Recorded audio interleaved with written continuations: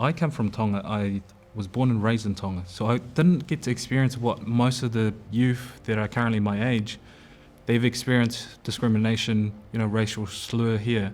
So I think when I got here to New Zealand, a lot of the things that were considered racial discrimination, I didn't have the lens, and I wasn't able to pick those up. One of the prime example was in my labouring days and sort of working for carpentry, I used to hear the word bunga or coconut thrown around on site, and it was usually people of European descent, but that never hit me. And I was seeing my peers who were other Pacific Islander who were born and raised here get very offended at these terms thrown around, but to me it's just a word. I think because I didn't have that lens that they had, or the lived experience that they have, it never became a barrier for me anyway. So in terms of what values that I use throughout my career progression, I've always thought that the value I bring to the table needs to match or be above what I'm asking in terms of what my worth may be. I'm sure there's a lot of people in the industry that has gone through that process and been racially profiled.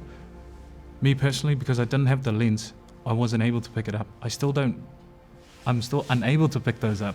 We come from a culture where you are born into your status. There is a hierarchy within the Tongan system, which you have your royalty, your noble, and your commoner.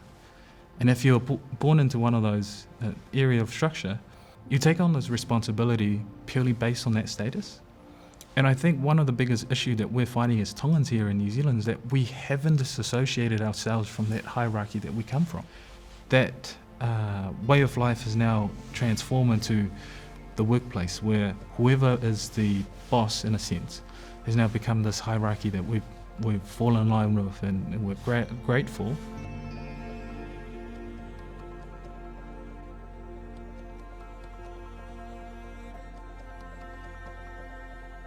I think the Pacific pay gap is a wonderful opportunity for us to look at our processes and systems in place and who are driving those processes.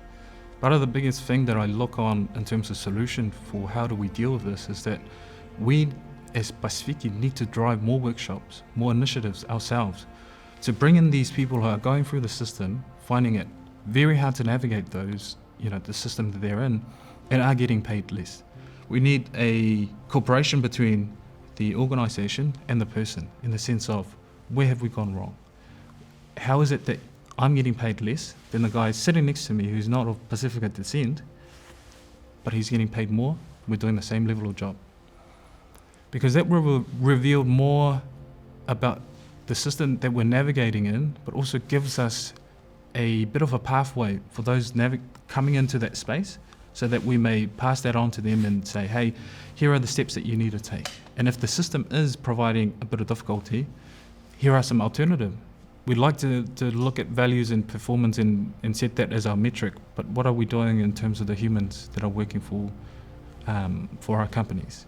What I've noticed over my experience is that the Pākehās have had their systems that they know who to go to when there are stresses, there are crises.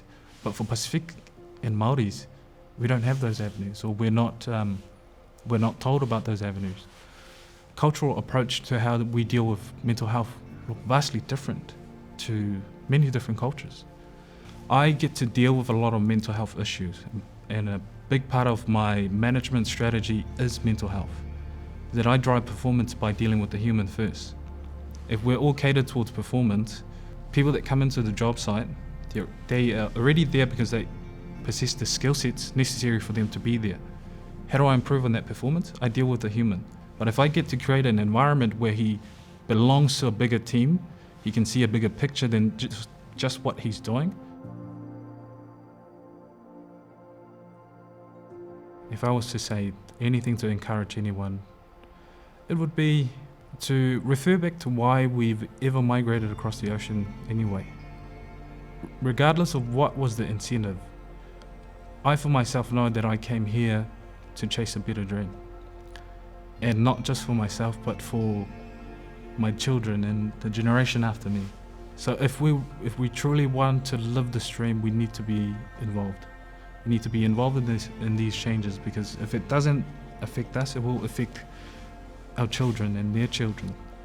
And if we want to grow together as a united Aotearoa, we need to bring in all different parts that we need to do.